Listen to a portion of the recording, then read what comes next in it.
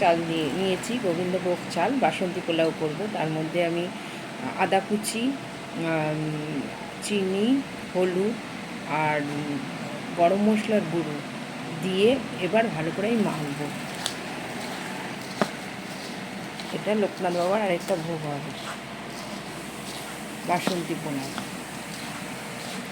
এই আমি মাখলাম।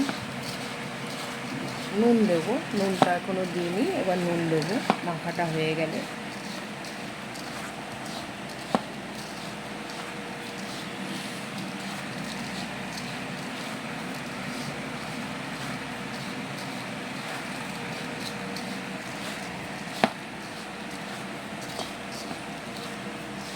মেখে আমি 10 মিনিট রেখে দেবো, তারপরে আপনাদের সাথে দেখা হচ্ছে। আপনারা নুন দিয়ে নেবেন, কারণ আমি নুনটা দিচ্ছি, নুনটা তো দেখার কোনো ব্যাপার নেই, নুনটা দিয়ে দেবেন, তারপরে আপনাদের সাথে দেখা হবে। Thank you.